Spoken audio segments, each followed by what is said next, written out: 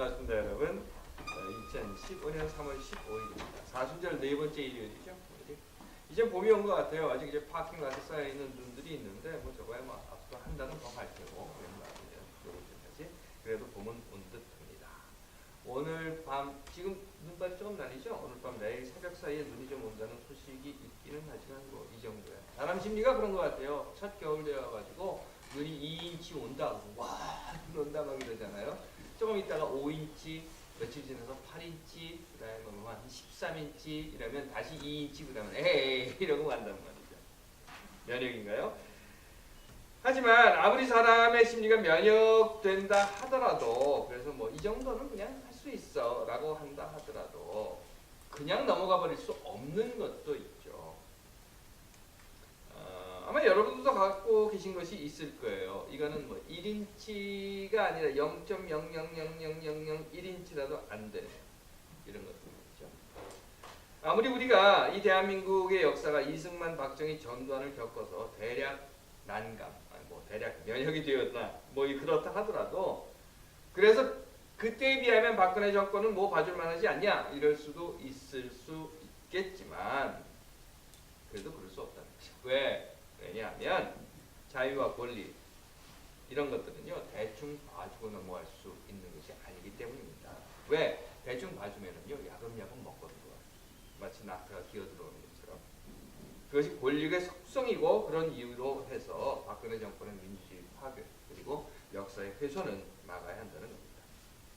아마 그런 이유로 해서 예수는 하나님 나라의 뜻을, 기득권을 지키기 위해서 하나님 나라의 뜻을 대충 접고 넘어가자라고 하는 제사장과 율법주의자들, 종교 권력들, 그래서 누이 좋고 매부 좋고 좋은 거 아니야 라고 하는 사람들과 합의할 수 없었던 것은 아닌가 생각이 듭니다.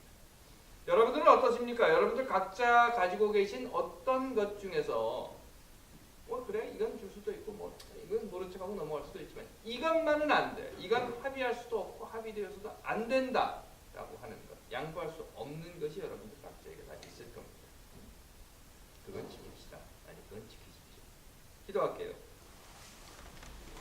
하나님, 우리 삶에 도저히 물러나서는 안 되는 것이 있습니다. 그것을 지킬 수 있는 용기, 그리고 지킬 수 있다는 믿음도 허락하옵소서. 아멘. 지난 목요일이었죠. 이곳에서 세월호 참사로 인해서 자녀를 잃은 두 분의 어머니를 모시고 간담회를 했었습니다.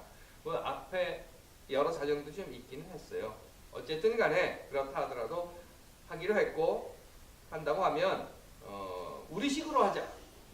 뭐 우리식으로, 그러니까 꼭 이게 종북사상인가 뭐 여하튼 우리식 통일 뭐 이런 거, 여하튼 우리식 간담회를 하자 그랬습니다. 그래서 우리식으로 간담회를 하는데, 그건 뭔가 하면요, 단순히 아파요 하고 함께 우는 것, 그것만이 아니라 세월호 참사의 진상을 규명하기 위해서 우리뿐만 아니라 그분들과 함께 할 것이 무엇인가, 그 방법을 찾아보자 하는 생각으로 간담회를 진행하게 되었습니다. 그러다 보니까요, 간담회 중에 그분들이 말씀하실 방향을 제가 질문을 미리 드려서 제시를 해드렸는데, 뭐 여러분들 들으신 분들 다 아시겠지만 그중 한 질문이 이런 거였어요. 세월호 참사의 진상이 한 점 의혹도 없이 밝혀지리라고 믿습니까? 하는 거였는데, 이야기를 하던 중에 한 어머니가 가방에서 소중하게 뭔가를 꺼내시는 거예요. 이만한 봉투예요. 그러면서 그 봉투 안에 들어있는 서류를 꺼내서 제게 보여주시면서 이렇게 말씀을 하셔요. 전 이걸 항상 가지고 다닙니다. 그게 뭔가 하면 사망 확인서예요. 소중하게 가방에 넣고 다니시는 겁니다. 자녀의 사망 확인서라고 하는 것을. 그리고 그 서류를 보여주시면서 하는 말이, 이 정권에서는 세월호 진상 규명이 이루어지지 않으리라고 하는 것을 압니다. 아마 다음 정권에서도 안 될 거예요. 하지만 10년, 20년 후에 정권이 서너 번 바뀐 후에는 진상이 밝혀지지 않겠습니까? 그래서 그때를 위해서 저는 이 사망 확인서를 꼭 가지고 다닙니다. 이렇게 말씀을 하셔요. 그 말을 들으면서 지난 1년여 동안 참 우리가 상상하기 힘든 그런 활동들을 이분들이 해오셨습니다. 그러다 보니까 그 안에서 수없이 실망과 좌절에 빠졌을 테고, 그럴 때마다 그냥 주변에서 흔히 하는 대로 야 관도 이제 됐잖아, 또 어떤 사람들처럼 매버상이나 그냥 받고 끝내자 하는 마음도 들었을 텐데 여기 미국까지 와서 또 저렇게 눈물을 흘리시는 것을 보면서 저분들에게 있어서는 버릴 수 없는 것이 있다. 아니 저분들을 버틸 수 있게 해주는 것이 있다. 저렇게 외치고 활동할 수 있게 해주는 그 무엇인가가 있다. 그것은 소망의 끈이다. 비록 지금은 아닐지라도 언젠가는 반드시 이 세월호 참사의 진상이 규명된다라고 하는 것을 믿기 때문에 그 믿음에 대한 소망의 끈을 가지고 있다. 그래서 저분들은 이렇게 버틸 수 있구나 하는 것을 느꼈습니다. 이사야라는 예언자가 있어요. 그의 이름으로 쓰여진 책이 우리가 갖고 있는 구약성서의 이사야서라고 하는 겁니다. 전체 1장부터 66장까지 되어 있는데 이사야의 이름으로 되어 있기는 하지만 사실은 이 이사야서는요. 각기 다른 세 사람이 쓴 예언서를 이렇게 묶어서 하나의 이사야서라고 하는 것으로 만들어진 겁니다. 각기 다른 세 사람이 썼다라고 하는 것은 저자가 다른 것뿐만 아니라 이 저자들이 자기의 예언서를 쓴 역사적인 배경이 다르다는 거예요. 그래서 1장부터 시작해서 39장까지는 이스라엘이 망하지 않습니까? 망하기 이전에 쓰여진 것이었고 40장부터 시작해서 55장까지는 포로로 끌려간 상태에서 쓰여진 것이고 56장부터 시작해서 66장까지는 포로에서 돌아온 다음에 쓰여진 겁니다. 그 말은요. 이 이사야 40장 이후의 이야기는 이스라엘이 나라를 잃고 포로로 붙잡혀가서 포로 신세의 불행한 시기, 힘든 시기, 정말 차라리 죽는 게 낫다라고 생각하던 그런 시기에 쓰여진 것이라는 이야기입니다.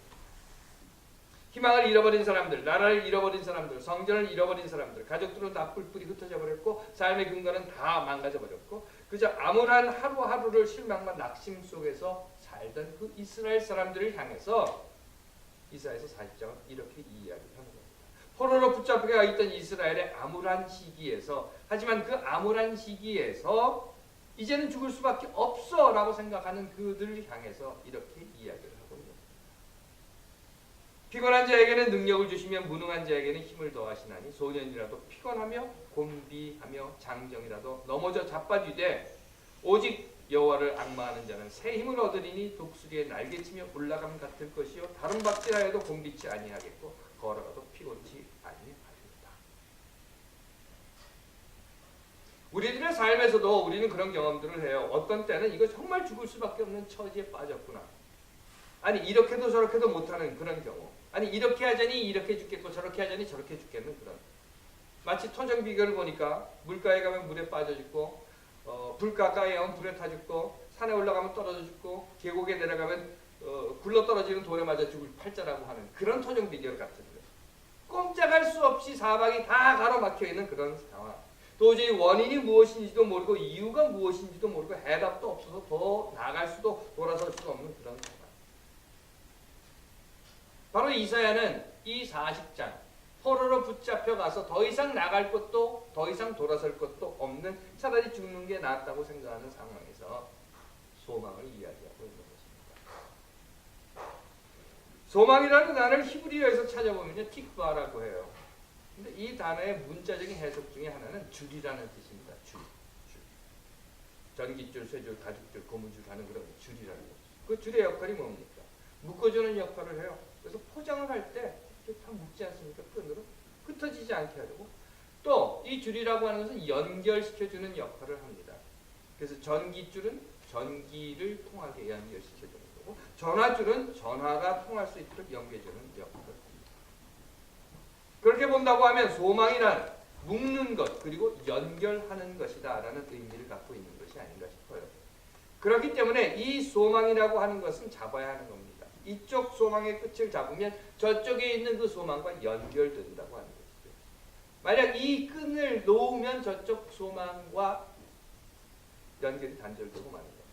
또는 그 묶음이 떨어져 버리고 마는 겁니다. 이사야, 나라는 망하고 성전은 불타고 백성들은 포로로 끌려가고 하나님의 법궤마저 빼앗겨버린 지금 땅을 치며 통곡을 하고 아이고 아이고 하고 애곡을 하고 내 머리를 자르고 죄를 뒤집었으며 옷을 찢고 울부짖어도 시원치 않을 판에 지금 완전히 쫄딱 망해서 하나도 남은 것이 없고 이 목숨도 언제 끊어질지 모르는 그런 판국에 차라리 하나님 나를 죽여주십시오 하고 하나님을 저주하고 죽어야 할 판에 이렇게 이야기하는 겁니다. 독수리 날개치며 올라갑니다. 성전은 불타버렸고 법궤는 빼앗겼고 내 아이들은 노예로 끌려갔고 내 아내는 하녀가 되었고 어디에 가 있는지도 모르는 뿔뿔이 흩어져 버린 이 가족들을 눈앞에 보면서 독수리 날개치며 올라간 것이다 라고 이야기합니다. 다른질하여도 지치지 않고 걸어가도 피곤치 않을 것이다. 내가 지금 앉아있기도 힘들고 누워있자니 곧 숨 넘어가게 생긴 그 상황에서 내 몸은 병들어 죽게 되고 내 숨은 곧 끊어지게 되었는데 무슨 다른질을 기어가지도 못해 이 판에 이렇게 이야기합니다. 너희는 다른질하여도 지치지 않고 걸어가도 피곤하지 않을 것이다. 하지만 눈물을 흘리며 삶의 마지막 숨을 쉬면서 살을 깎으며 뼈를 깎으며 이사야 선지자가 지금 하나님의 말씀을 외치고 있는 것은 그래서 하나님은 피곤한 자에게 능력을 주시고 무능한 자에게 힘을 더하시며 독수리가 날개치며 올라감 같을 것이다 라고 이야기하는 것은 바로 이사야가 이야기하는 이것은 내 소망이다. 아니 내게는 이 소망이 있다. 그리고 이 소망은 바로 이스라엘 너희의 소망이다 라고 말하는 것입니다. 하나님께서 사랑하시는 여러분, 지금 우리는 사순절의 한가운데 있습니다. 지난 목요일을 기점으로 해서 사순절의 20번째 날을 지나고 이제 후반부 20번째 날의 하루 이틀을 지나가고 있습니다. 사순절은 예수의 고난을 기억하는 그런 기간이라고 말씀드렸습니다. 그리고 그 예수의 고난을 기억하는 사순절의 중간을 넘기면서 저는 이런 생각을 해봤어요. 그러면 도대체 예수는 어떤 소망을 가지고 있었을까? 어떤 소망이 있었길래 십자가에서 죽음까지도 마다하지 않을 수 있었을까? 물론 하나님 나라의 확장이요, 전 인류의 구원이요, 뭐 이런 교과서적인 우리는 다 알고 있습니다. 하지만 그런 교과서적인 정답이 아닌 예수, 사람의 아들, 인간으로서, 사람으로서 어떤 소망을 가지고 있었습니까? 글쎄요, 잘 모르겠습니다. 솔직히 말씀을 드리면. 하지만 어쩌면 사랑하는 사람과 함께 아름다운 가정을 꾸리고 아이를 낳아 기르는 뭐 이런 소망은 없었을까?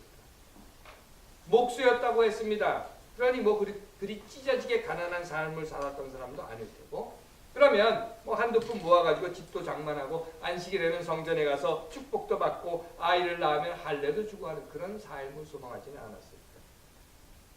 어쩌면 아버지로부터 물려받은 그 목수의 기술을 가지고 더 큰 도시로 나가서 건축 사업을 한번 해볼까 하는 그런 소망을 갖고 있지는 않았을까?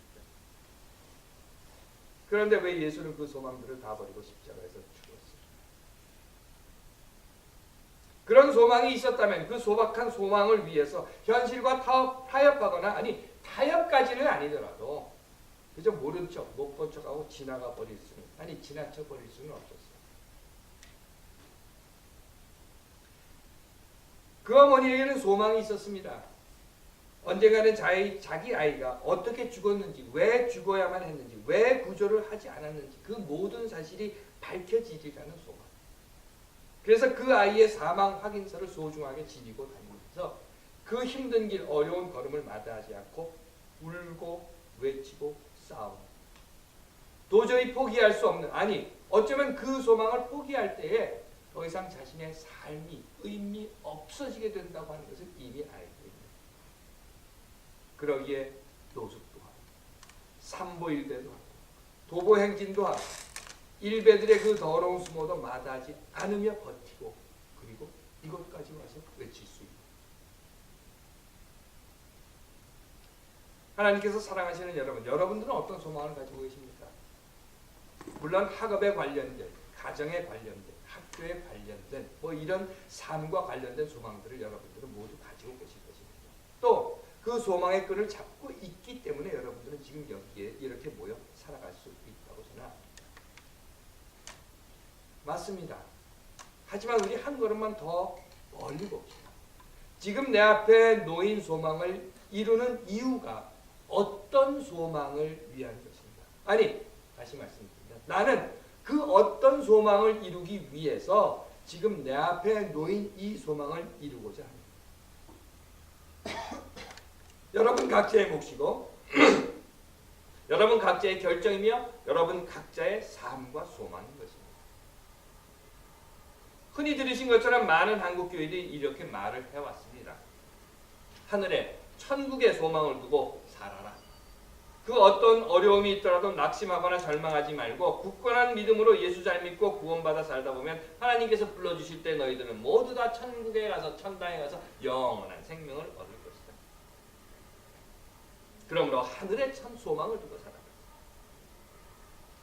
하지만 저는 이 사순절에 여러분들께 이렇게 말씀드리고 싶습니다. 우리의 소망은 하늘 천국에 있는 것이 아니라 이 땅의 하나님 나라, 하나님의 뜻이 이루어지는 나라에 있다는 겁니다. 그래서 예수는 잘 살다가 천국 간 것이 아니라 힘들게 살다가 십자가에서 자신의 삶을 내버리고 말았던 것입니다. 그럼에도 그렇게 죽을 것을 알면서도, 그럼에도 그렇게 십자가에서 자신의 삶이 끝날 것을 알면서도 독수리가 날개 치듯이 다름질하여도 피곤하지 않는 것처럼 이 땅 위에서 살았던 것은 바로 그것이 예수에게 있어의 소망이었기 때문이다 라고 생각한 것입니다. 하나님께서 사랑하시는 여러분들의 소망은 무엇입니까? 아니, 다른 건 몰라도 도저히 이거는 포기하거나 양보할 수 없어.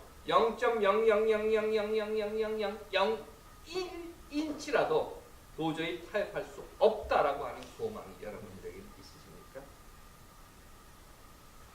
그 소망이 있기 때문에 나는 지금 내 앞에 놓여 있는 이 소망을 이루어가고 있다라고 하는 그 무언가가 여러분들은 가지고 계십니까?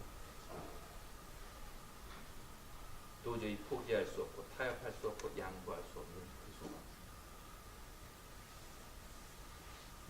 여러분들의 소망이 이루어지시기를 간절히 빕니다. 기도하겠습니다. 하나님, 우리가 바라는 소망이 있습니다. 그 소망이 하나님의 뜻에 합당한 소망이 되게 하시며 더 큰 소망을 가지고 오늘 살게